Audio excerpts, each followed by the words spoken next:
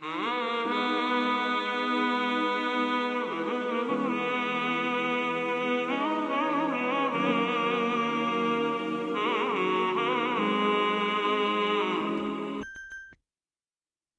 mulia mereka semua pendidik, ya, insya Allah. Agar semoga Allah muliakan siapapun yang memilih jalan tersebut, insya Allah. Dan bisa jadi kita nanti akan iri kepada beliau-beliau, mendapat pahala jariah dari Allah gitu banyak, insya Allah, ya. Maka izin ini terima kasih, senang sekali bisa hadir ke sini SMP Negeri 5. Dan ini alumni lulus tahun 93 berarti ya. Lumayan ya. Saya umur 2 tahun, kalian udah lulus SMP. Iya. Saya lulus SMP-nya 2006.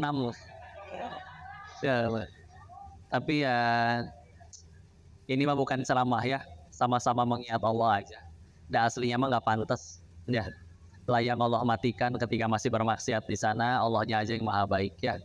Makanya tadi disampaikan syaratnya oleh Ustadz Mamo, panggilnya Ustadz Mamo. Insya Allah. Insya Allah. Emang itu saya suka bilang kayak gitu. Syaratnya kalau mau ngaji sama Kodenis ada syaratnya.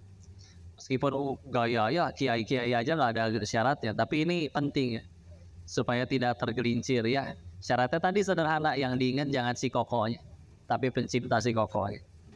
Aslinya si kokohnya nggak bisa apa-apa, terlalu banyak dosanya bahkan. Ya.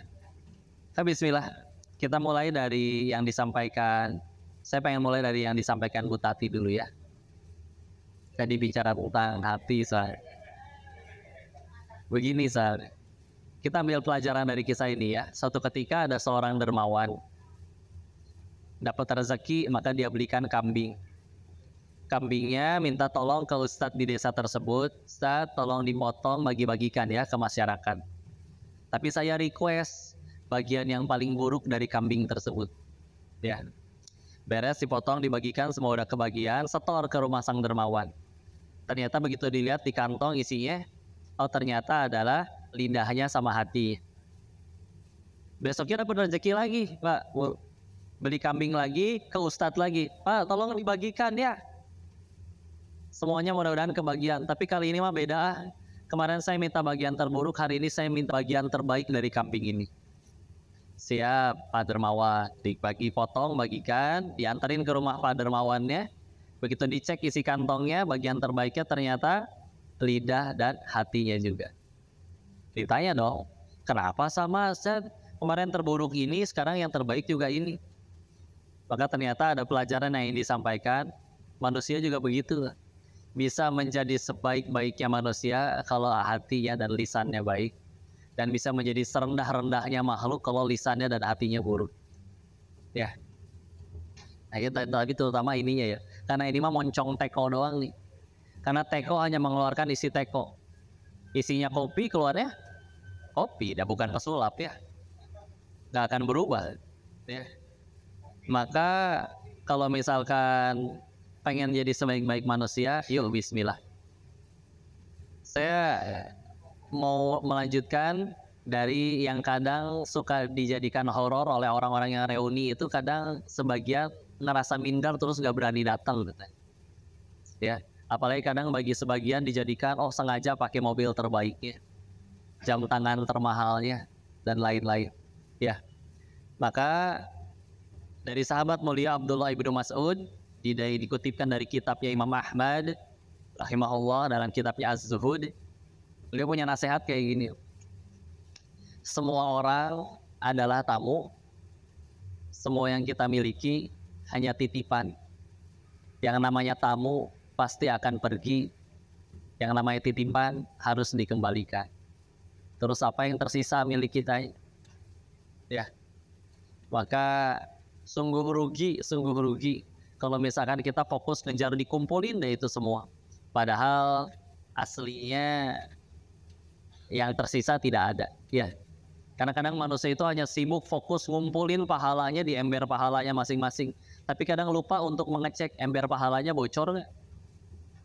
Sehingga takutnya pulang ke hadapan Allah yakin udah ikut kajian waktu hidup, udah tahajud, udah sedekah waktu hidup teh. Ya. Masjid ini ternyata yang ngebangunin alumninya, ternyata bangga, masya Allah.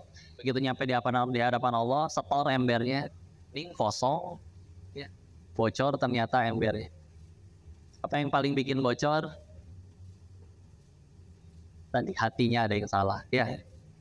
Maka udahlah, bicara tentang kemuliaan atau kadang lebih fundamental lagi nanti, karena pernah hadir di beberapa sekolah, terus ngedengerin visi misinya, targetnya katanya tahun ini harus berapa persen anak masuk PTN. Tapi belum pernah ngedengar sekolah yang targetnya tahun ini targetnya sekolah ini anak-anak kita yang masuk surga berapa orang. Ya, ya walaupun nggak tahun ini juga ya. Walaupun semuanya pengen ke surga, semua pengen ke surga. Siap ke surganya sekarang?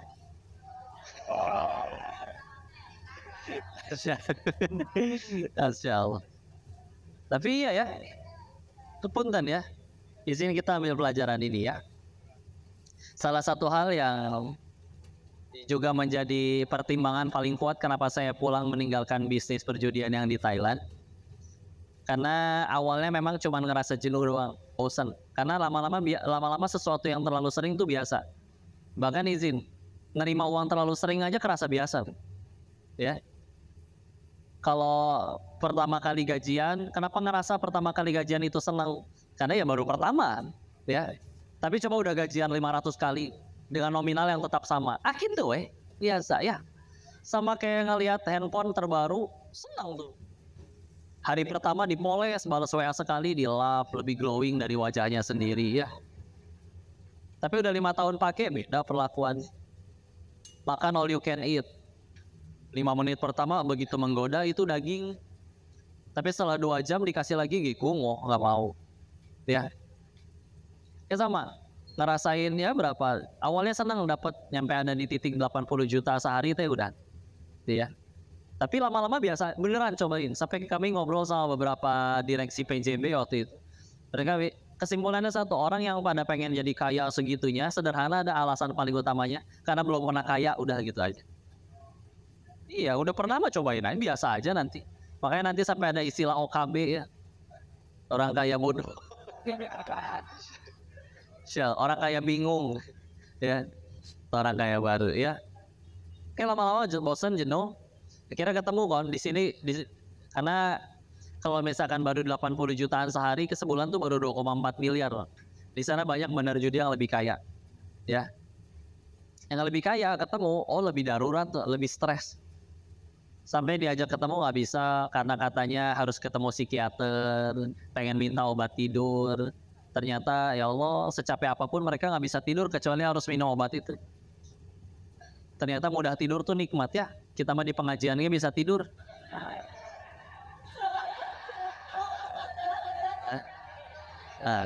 Harudang ini namanya. Insyaallah. Tapi ini yang hilang ya izin ya. Kadang mereka ketika selesai dugem, selesai party, selesai efek obatnya selesai, kadang mereka nyeletuk ya. Jenuh ya kayak gini setiap hari. Awalnya aja senang. Kayaknya lebih enak kita tinggal di Indo lagi, kumpul di rumah hangat, dikelilingin anak cucu. Ya kita yang di Indo udah dikelilingin di ruang tengah, tapi karena nggak punya kamar lagi kan. Kalau mereka beda, saking uang bukan masalah. Anak kita bosan paling ke warung lah, jajan. Anak mereka bosan ambil handphone pesan tiket ke Singapura. Gak bawa apa-apa, baju yang nempel di badan aja sama paspor. Bajunya gimana? Beli di sana banyak mall. Kopernya gimana? Beli di sana banyak mall juga. Hotelnya bosan, ganti kalau bosan. Kapan pulang? Nunggu bosan. Bukan nunggu duit habis ya, karena nggak habis-habis. Tapi kadang mereka juga bangga, oh anak saya ada yang kuliah di Jerman, di London, ya, Australia, New Zealand, di mana-mana lah itu ya. Tapi momen yang paling mereka tidak bisa dusta adalah habis membanggakan dengan kebanggaan tersebut, makan di restoran mewah. Sebagaimana di Indonesia kadang ada kesenjangan sosial juga ya. Di seberang restoran bagus, di seberangnya bisa jadi ada tempat makan tenda ya, pecel lele, warteg gitu ya. Terus dari restoran mahal itu ngelihat di seberang jalan ada seorang ibu yang pengen makan jeruk dikupasin sama anak. serabut-serabut putihnya gini dicabutin, telaten tidak tersisa sedikit pun diantarkan ke bibir ibunya. Tinggal kunyah. Mungkin kalau bisa dikunyahin, kunyahin sekalian ya. Itu irinya mereka, wajah irinya mereka lebih iri daripada orang yang belum pernah punya mobil kepengen beli mobil. Orang paling belum punya mobil terus datang ke pameran mobil paling agak norak dikit. Oh ya halusnya, Masya Allah dipoto jadi royal paper udah gitu doang. Ya. Tapi masih ada cahaya harapan kan. Mereka tinggal kerja bener, bisnis yang bener, suatu saat kerja keras ada rezekinya mampu kebeli. Tapi kalau mereka harapannya terasa hilang dari perasaan dirinya itu.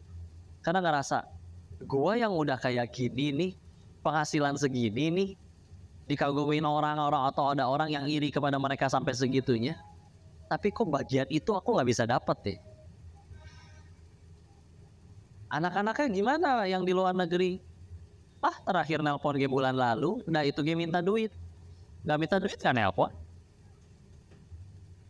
Kalau sekali kita pengen nelpon sibuk katanya, giliran punya duit kudu diangkat oleh orang tuanya. Gak boleh enggak, dan kudu ditransfer hari itu juga. Ya. Lah itu anak-anak yang sering keluar negeri kan masih tinggal serumah. Lagi di rumah jarang ketemu. Nggak kebayang rumah orang kaya mah dari ruang tamu ke kamar anaknya kan harus naik angkot.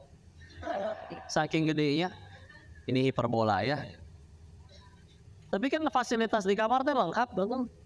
Ada kamar mandi dalam, wifi, AC, TV, PlayStation, komputer lengkap. Jadi nggak mau keluar kamar. Kadang mampir ke tempat mereka, datang tukang ojek online bawa makanan duaan. Sumber restorannya sama, makanannya menunya sama. Nah, apa datang dua-dua? Dan yang mesen teh dua orang yang berbeda. Adanya mesen dari kamarnya, kakaknya mesen dari kamarnya. Saking masing-masingnya. Jadi nggak pernah ketemu sama anaknya. Boro-boro disuapin sama anaknya. Ya. Udah gitu, dengan alasan kayak gitu, mereka kapan nggak dapet ini semua. Sampai sebagian dari mereka yang sudah jauh lebih senior dan bahkan kenal dengan orang tua kami, waktu itu ayah saya lagi ngobrol sama cicinya. Saya manggilnya Oh itu kakak perempuan, cici perempuan, kakak perempuannya ayah. Ayah di sini Maya. Ya. Maka ngobrol tentang teman-teman mereka dulu kan. Sampai ke satu topik yang paling kaya. Si Fulan kemana ya teman kita dulu yang paling tajir mulintir. Ya. Nggak cuma tajir sampai mulintir. Ya. Dijawab akhirnya sama saya. Kan belum lama ini ditemukan wafat nyaris busuk 7 hari di kos-kosan kecil pinggiran kota. Kok gitu kan waris anak-anaknya masih pada kaya. Orang anak-anaknya yang naruh bapaknya di situ. Kok bisa?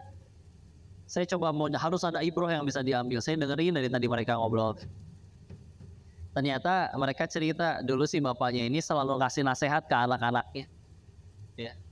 Saking anehnya ini nasihat ini ayah dan mereka pun masih ingat. Si bapak yang kaya ini suka ngasih nasihat ke anak-anaknya. Lah, kalau gaul sama orang gak jadi duit, gak usah kenal sama orang kayak gitu. Percuma buang-buang waktu. Lancap ke hati anak-anaknya. Suatu ketika bapaknya udah sakit, warisan semua udah waris, perusahaan udah waris, udah nggak bisa ngasilin, dia diamalin nasihat bapaknya. Apa untungnya saya urusan sama bapak saya penyakitan kayak begini. Terus gimana? Ya udah kasihan ada kos-kosan pinggiran kota 700.000 sebulan. Taro aja bahasanya gitu taro gue juga barang ya ditenden ya taro nanti seminggu sekali pembantu kita jenguk. Ketika akhirnya pembantu yang jenguk ya tadi ya sudah nyaris busuk selama 7 hari, air kencing menggenang di lantai, tong sampah berantakan, namanya orang sepuh tinggal sendiri sakit. Dan demi Allah yang membunuh si bapak ini bukan sakit atau masa tua, tapi perasaan dibuang oleh anak yang dulu ia bangga-banggakan. Ya, entah pun tadi ya. Kadang kalau misalnya ketika ada bicara, kok anak saya mah nggak usah rajin-rajin lah ngajinya, ada cita-citanya nggak jadi ustad, salah teh begitu ya. Diobrolin akhirnya nurut, ya udahlah bolehlah ngaji lah. Kita punya duit mana guru ngajinya suruh datang aja ke rumah. Gak usah jauh-jauh tuh ada tetangga yang bisa ngajar. Berapa sebulan? 500.000 sebulan. Amat katanya. Jadi hati yang ngejenggut. Bukan rambut bibirnya jenggut sekalian ya, cangkemos sekalian. Apa timo buat panabige ya. Nah, karena padahal naudzubillah ya. Sampai izin ya, ini ada cerita. Ada dai juga di Indonesia, beliau dulu pernah ngajarin anak orang kaya ngaji, dikasih 2 juta sebulan. Suatu ketika liburan, anak orang kayanya ngajak, yuk ke villa keluarga kami yuk. Nyampe ke villa tuh ngeliat di situ, wah ada anjing lucu, ya. Anjingnya teh disuruh duduk-duduk, suruh loncat-loncat, suruh salaman-salaman, suruh narik angkot ya. Ente ieu banyak. Ditanya kan, ini anjingnya bisa kayak begini. Oh iya dong, kan ngeles. Ada les anjing. Ada les anjing. Berapa sebulan biaya les anjing? Iseng nanya kan. Sebulan les anjing cuma 8 juta aja. 8 juta. Tuannya diajarin ngaji 2 juta. Ya besok-besoknya teh guru ngajinya nggak datang lagi. Ditanya, kenapa Ustaz nggak datang ngajar? Iya enak ngajar anjing.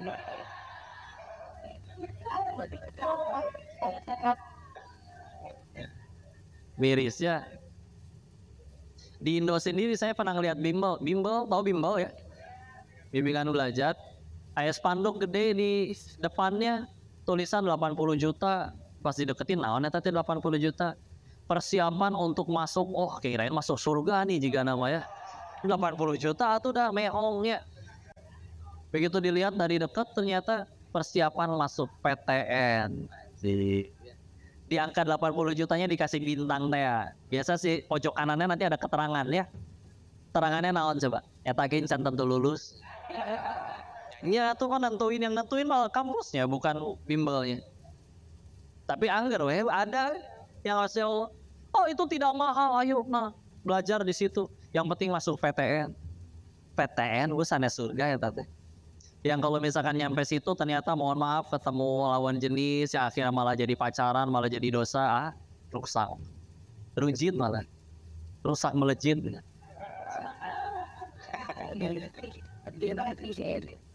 Punten ya bikin singkatan sendiri. Tapi ya gitu ya. Sok punten ya. Anggaplah akhirnya tadi beneran jadi anak-anaknya, muridnya, anaknya.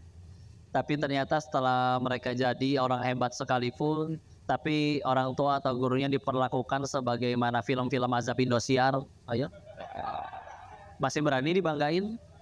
Enggak ya. Atau pengen jadi koki yang baik ada sekolahnya?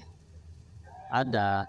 Pengen jadi apa? Ahli bahasa Inggris ada sekolahnya? Pengen jadi arsitek ada sekolahnya? Ada lengkap. Saya pengen jadi orang tua yang baik, pengen jadi anak-anak yang soleh. Wah nggak ada gitu. Jurusan kuliah, jurusan anak soleh, nggak ada. Kalau SD ada tuh SDIT anak soleh ada. Insya Allah. Tapi, lah gitu lah ya. Ini cara mulia balik lagi. Dalam Islam disebutkan di dalam Al-Quran ada minimal ada 3 tentang kemuliaan. Ya. Yang pertama mulia itu dari Quran surat ketiga Ali Imran ayat 26. A'udzu billahi minasyaitonir rajim. Bismillahirrahmanirrahim. Qulillahi malikal mulk tu'til mulka man tasya' wa tanzi'ul mulka mimman tasya' wa tu'izzu man tasya' wa tudhillu man tasya' biyadikal khair innaka ala kulli syai'in qadir. Sungguhnya Allah berikan kerajaan itu pada siapapun yang dikehendaki dan juga mencabutnya dari siapapun yang dikehendaki. Lalu dipisah. Allah muliakan siapapun yang dikehendaki, lalu hinakan siapapun yang dikehendaki. Kok dipisah kerajaan dan kemuliaan? Orang kan kadang kalau udah jadi raja ngerasanya mulia. Karena memang Allah ingin menegaskan gak ada kaitannya jabatan sama kemuliaan. Bukan tanpa sengaja Allah teh ngasih contoh teh Firaun. Hidup 400 tahunan, raja, kaya, tajir, berpuasa, sehat, bugar, jag-jag. seumur hidup nggak pernah sakit, seumur hidup nggak pernah demam, seumur hidup nggak pernah batuk sekalipun. Istri soleha, mulia nggak? Dah hina. Ya, Firaun mah terbukti sampai sekarang nggak ada orang tua manapun ngasih nama anaknya Firaun. Ibu anaknya menilucu, siapa namanya? Firaun kok. Sudah ke tubuhnya. Enggak ya. Tapi ada orang ngasih nama anaknya Ayub. Siapa Ayub alaihissalam? Adalah Nabi Allah yang 18 tahun diuji penyakit kulit sekujur tubuhnya. Ya. Dan ketika kena penyakit kulit sekujur tubuhnya, anak kandungnya 12 orang mati semua barengan. Hewan ternaknya dan juga ladangnya kena wabah layu semua dan mati semua barengan. Tapi minta sembuhnya malu kepada Allah. Kalau kita baca kisah beliau lebih dalam di kitab-kitab tafsir, ketika istrinya dia nanya, engkau adalah seorang Nabiullah, kenapa engkau tidak meminta kesembuhan kepada Tuhanmu? Maka beliau berkata, hitung berapa nikmat yang Allah berikan, berapa lama nikmat yang Allah berikan sebelum aku jadi sakit seperti ini. Maka diingat, kurang lebih selama 20 tahun hewannya anak banyak, hewan ternak ada, udah gitu ladang ada, ya. Maka di saat itu beliau waktu itu sakitnya baru 18 tahun. Maka beliau ngerasa ya belum sebanding dong. Masih lama nikmat Allah dulu 20 tahun. Kayak saya sakit baru 18 tahun, masa ngeluh? Minta sembuh aja malu, karena nikmat dari Allah masih terlalu banyak bagi diri. Coba punya hati kayak gitu, lapang, Masya Allah. Ya. Apakah hina dengan kejadian seperti itu? Enggak, mulia weh. Ya. Dan mulianya tadi ya emang dari Allah. Ya. Ada orang berusaha pengen naik jabatan kayak gimana begitu udah punya jabatan, kalau misalnya ternyata tadi isinya tidak baik hatinya, malah mencuri dari rakyatnya, enggak, ya udah dihujat, dicaci sama rakyatnya sendiri juga. Ya.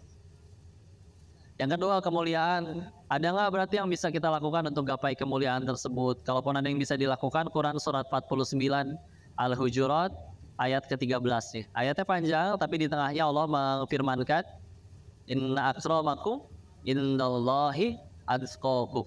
Bahwa yang paling mulia di antara kalian di sisi Allah adalah yang paling bertakwa di antara kalian. Cik atulah sing takwa nurut ke Allah ya. Dah tadi sepakat nggak jadi apa-apa. Akhirnya punya semua-muanya udah nggak dibawa ya. Malah yang masih punya juga tidak dimuliakan, dihinakan. Kalau misalkan Allah tidak suka. Doa yang terakhir yang bisa dilakukan, Quran surat 58 Al-Mujadalah ayat 11. Yarfa'illahu alladhina amanu minkum walladzina utul ilma darajat. Bahwa orang yang kalau diberikan yang dengan ilmu, maka Allah tinggikan derajat bagi orang itu. Ya. Kalau orang bilang kayak gini ya, kadang wah, masalah kemanusiaan terbesar saat ini kemiskinan, kelaparan, kriminalitas, bohong lah, enggak. Lebih bahaya yang tentang ilmu, ketiadaan ilmu atau ketidakinginan mencari ilmu. Nggak ada ilmu masih bisa lulus Pak zaman sekarang, insya Allah masih bisa beli kunci, kan beli ijazah, ya. Tapi kalau misalnya tidak ada nilai dirinya, atau gimana? Ya.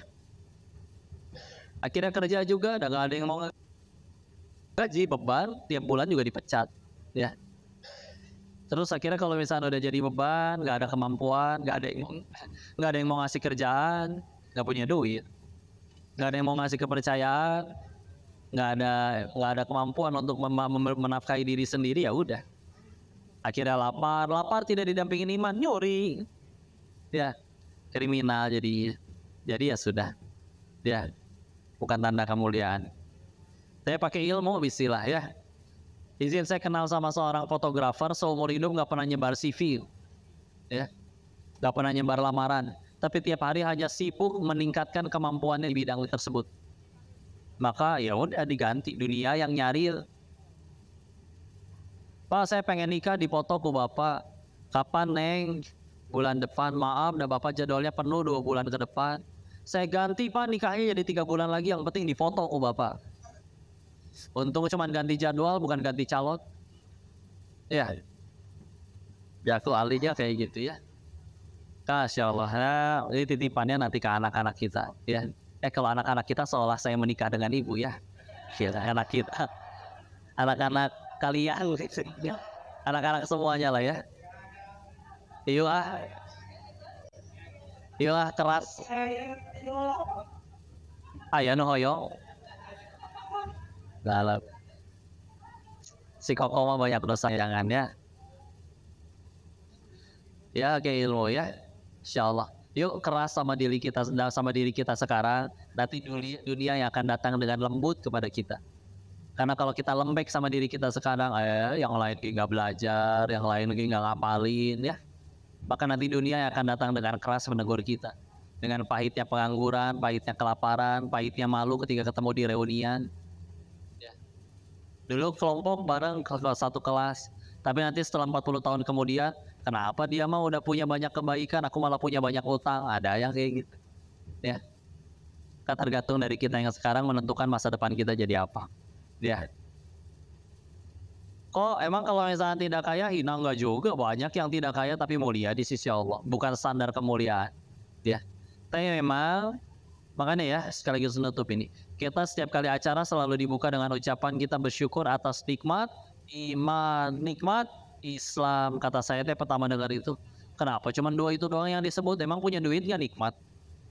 Punya jabatan gak nikmat? Ternyata ya hanya iman dan Islam lah dua hal dari Allah yang gak punya potensi jadi dosa. Nggak ada penghuni neraka ngobrol, kamu kenapa masuk sini? Iman dan Islam saya bener sih? Nggak mungkin. Tapi kalau misalnya orang masuk neraka gara-gara hartanya ada, gara-gara jabatannya, ya, masih stres. Sudah punya pun masih stres. Nggak orang kaya, ya, pernah ngelihat orang kaya yang stres? Ada. Yang udah punya jabatan masih nyuri dari rakyatnya? Oh tuh. Yang pasangan udah cantik masih selingkuh? Ya, aduh ya nggak tampan nggak selingkuh. Ada. Insya Allah. Maka ya udah, itu jadi tunjuk ya. Sehingga nggak harus punya. Tapi makanya, kok berarti kalau punya nggak boleh? Boleh silakan. Tapi ingat semua itu belum tentu jadi nikmat, tapi masih jadi ujian. Kapan jadi nikmat? Kalau jadi jalan tambah dekat sama Allah. Contoh ya, tiba-tiba di SMS sama atasannya, selamat Pak, Bu, besok gajinya dinaikin. Atau ibu-ibu uang belanjanya dinaikin. Ma, Bapak naikin ya uang belanja 15 juta per pekan. Baru ngelamun dia udah senang ibu-ibu Pak. Misal ya. Misal. Coba. Naik uang bulanan, naik uang belanja, nikmat tidak? Bukan. Ujian. Ulangi. Kapan jadi nikmat? Kalau jadi jalan tambah dekat sama Allah. Sedekahnya tambah banyak, zakatnya tambah banyak. Kalau malah dipakai maksiat, masa nikmat? Sih.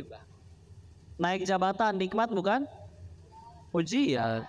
Kapan jadi nikmat? Kalau bisa membuat dirinya dan yang dipimpinnya tambah dekat kepada Allah. Mumpung jadi pemimpin, yang mau kerja di sini wajib gajiannya tiap bulan dipotong 2,5% zakat. Coba kalau yang ngomong sesama karyawan, itu potong gaji kamu 2,5%. Nah naonan, bos juga bukan, nyuruh ya. Mumpung jadi atasan, ya, baru jadi nikmat. Tapi kalau misalkan nggak jadi nikmat ya udah, ya. Tekannya lah, nanti akhirnya anggaplah punya segala macam itu cuman alat, terkenal alat, ya, alat untuk mengenalkan Allah kepada semakin banyak orang, udah gitu aja. Baru jadi kebaikan kalau tambah dekat sama Allah. Karena emang kadang sampai ada, saya bilangnya kayak gini, orang kalau udah sukses, dia kentut aja dianggap kata mutiara. Tapi kalau belum jadi apa-apa, mau bicara seindah apapun dianggap kentut. Kebalik. Silakan suksesnya jadi orang, jadi hebat. Tapi gunakan itu semua jadi jalan tambah dekat kepada Allah. Baru jadi mulia. Kalau enggak mah ya, gampang kalau Allah mau cabut hina dalam sehari juga. Ya. Bertahun-tahun ngumpulin. Ada yang sekedar anaknya tengil dikit, gebukin anak orang, repot sampai bapak-bapaknya kena. Ya, segitunya baru satu yang keungkap, satu kasus. Apa dikira di hadapan Allah cuma satu kasus ungkap, semua perbuatan akan dipertanggungjawabkan. Ya. jadi horor begini nih. Udah sisain waktu, silakan untuk ibu pengen diskusi atau tanya jawab atau foto-foto ibu teh. Tuh kan gitu kan. Mangga dikembalikan istilah ya.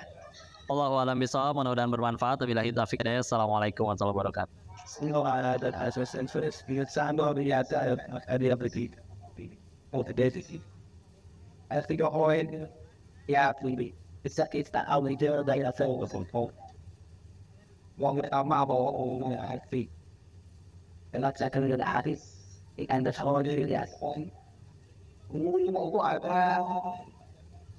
Jumpa udah.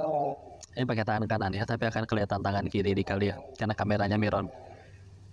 Oh ya, habis ini kalau mau ikut kajian di Bogor di Botani Square jam 3:30. Silakan ya. Nanti diskusi di luar kajian insya Allah. Sambil live tanya jawab sama yang online ya. Lebih fokus sama yang offline dulu.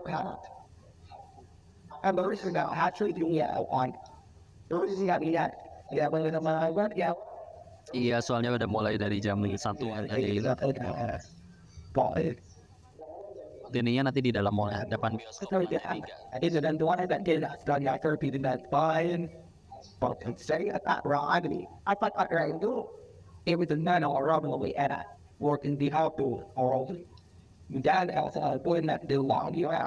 16, 17, 18 Juni Jogja.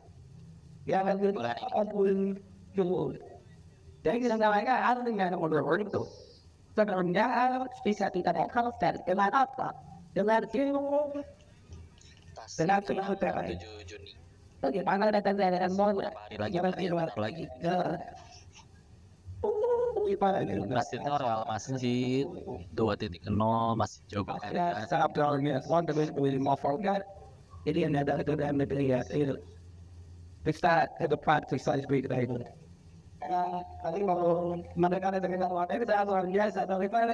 Mana ulangan Mandarin ayo. Disuruh apa?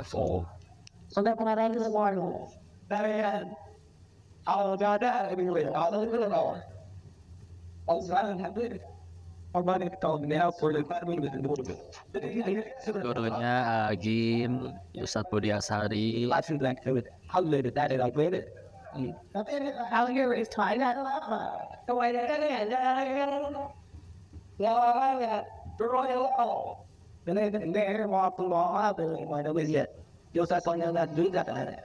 Jadi kadang-kadang ketika ada seorang pemuda yang diambil apa itu kejual, belum mau di sini ada teman jangan apa yang itu dulu. Ini ya pak, kita kan pemuda dengan dia yang masih itu ini. Dan itu tapi nanti banyak itu kalau ada yang lagi ada hal yang sesuatu yang ada yang tahu sih ada yang September ada kerja tim lagi sih. Kasih kan banyak Jabodetabek.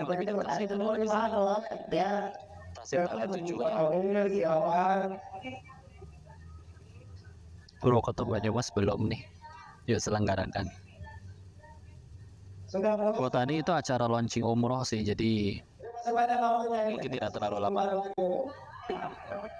1 jam teh udah harus sampai sana tuh. 15.30 udah harus sampai sana. 15.30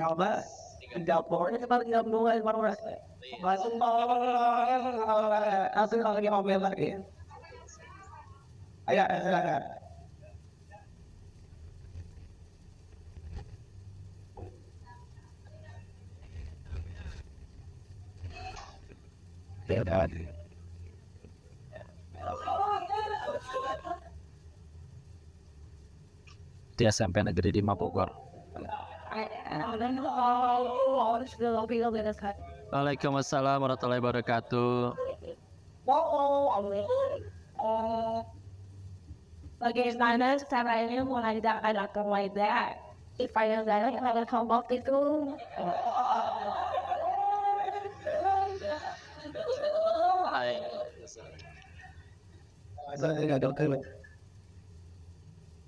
Bagaimana mengajak anak remaja biar saya mah belum soleh, amin, mudah-mudahan jadi soleh beneran ya. Tapi yang nilai Allah ya. Kalau manusia yang nilai bisa jadi karena tidak tahu sayanya yang asli. Ya. Maka yang pertama minta tolong kepada Allah ya. Yang menggenggam hati kan Allah. Doa. Makanya ketika bicara pilar pendidikan di dalam Islam, memang kata guru kami Ustadz Budi Ashari, beliau menyebutkan ada dua.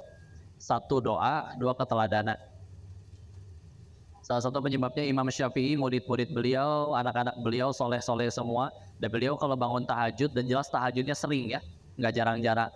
Sekalinya tahajud nggak doain dirinya sendiri, tapi doain murid-muridnya dan anak-anaknya. Ya, karena memang bahkan Nabi jauh sebelum Isra Mi'raj, jauh sebelum diperintah berdakwah bahkan ya, ketika turun surat Muzammil diperintah qumil laila illa qalila, bangun kamu di malam hari kecuali cuma sedikit. Kapan bangunnya? Nisfahu awin kusmin qalila, setengahnya atau kurangi sedikit, sebagian sepertiga malam. Disuruh apa? Tahajud. Ya. Ini jauh sebelum Isra Mi'raj, sebelumnya 5 waktu. Karena waktu itu PR-nya udah mengawali dakwah di seburuk-buruknya tempat waktu itu. Ada begitu banyak ratusan patung berhala di sekeliling Ka'bah. Di situ ada perbudakan, wanita diperjualbelikan dan lain-lainnya. Tahu-tahu diperintahkan menyampaikan tauhid ke satu dunia. Yang percaya ketika nyampein cuman temannya, istrinya, sama anak kecil 2 orang. Pakai apa senjatanya? Sama Allah disuruh bangun malam tahajud. Karena beda nanti orang ahli tahajud sama orang nggak pernah tahajud. 2 orang ngomong hal yang sama, persis sama, tapi satu ahli tahajud, satu lagi nggak pernah tahajud. Oh, beda efeknya. Ya. Wah, ini bisa ada 2 jam lagi kalau ngobrol parenting ya. Tapi satu lagi tadi keteladanan. Kadang-kadang kita tuh soleh tapi kadang bisa jadi soleh sendiri. Ya. Sehingga tidak cukup jadi teladan. Karena bicara Nabi dalam mendidik sahabat, mendidik generasi terhebat di zaman dulu itu, kata imam dalam bahasa Arab memang artinya pemimpin. Lil muttaqina imama, imamnya pemimpin. Tapi memang imam itu kata guru bahasa Arab saya, satu akar kata dengan kata pola.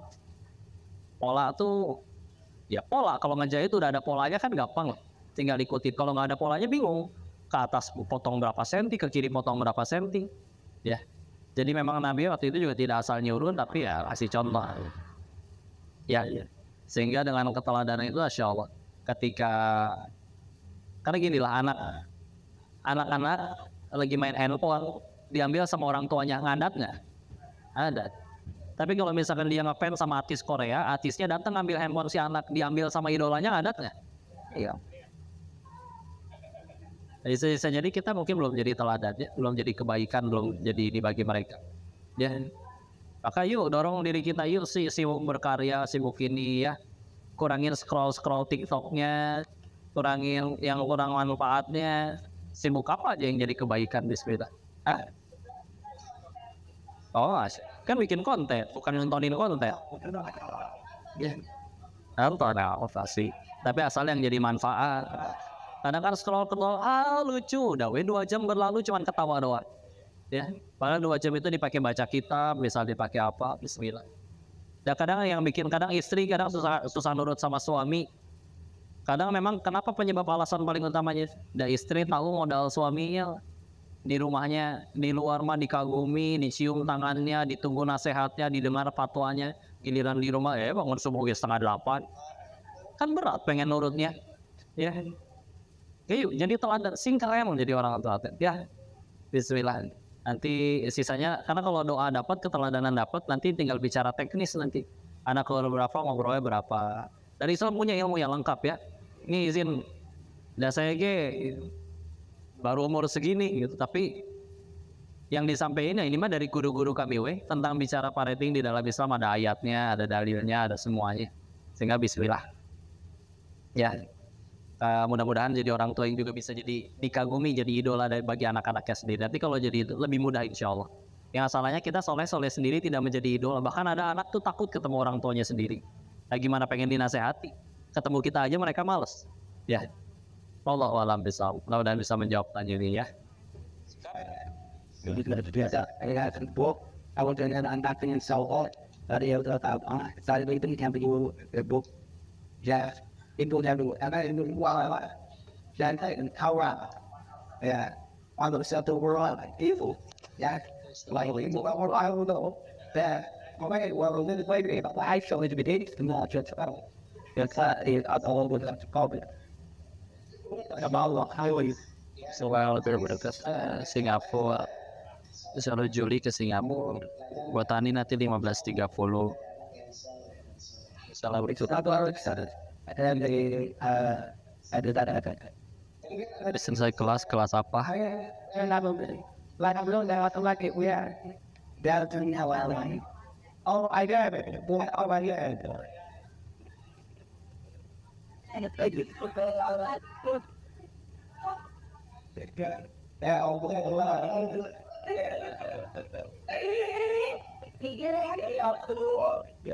Waalaikumsalam warahmatullahi wabarakatuh.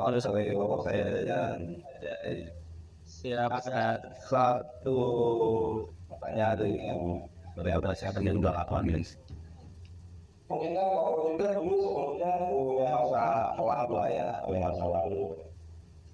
Tiba-tiba pokok kita dari sini kamu kita tidak ya kondisi itu kan Ya Allah yang tolong. Itu sebenarnya pengen seperti itu, tapi ada satu kondisi om. Saya pikir pengen nih, tapi kayak mungkin ya.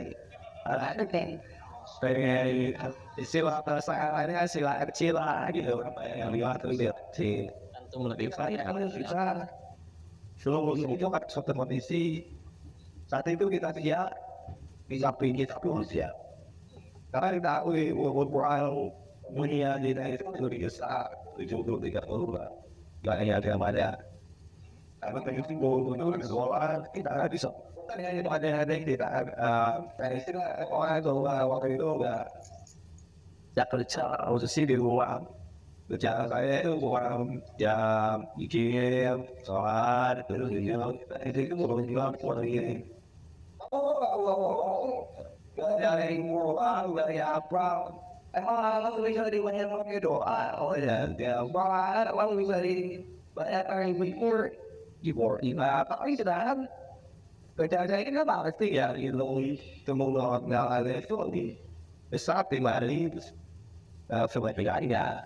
Dan itu kan saya mencoba pelan-pelan lihat tapi pelan-pelan di mana saya cepat mengelak kerja dia harus luar biasa saya tidak ada kontak lagi kita sudah tahu saya diubahkan bukan juga ya tapi mencoba untuk lebih banyak sedikit lah dan mungkin itu saksi ya tapi itu kan perbedaan antara main saya mungkin kalau orang lain juga secara orang Indonesia ini dibuat tapi orang tidak masalah ya dari sendiri ya jadi saya pun mengalami itu lebih pada wah saya cuma di rumah aja sebagai pokok ya aku dua ada ini dua ya dan bau ya nah ini yang menjadi pertanyaan saya itu walaupun sudah saya terakhir masih seperti apa ada siapa di sebelah kita ini saya kan belum siap untuk menerimanya itu semua itu yang jadi dilema buat kita sebenarnya apa sih yang buat kita bisa motivasi itu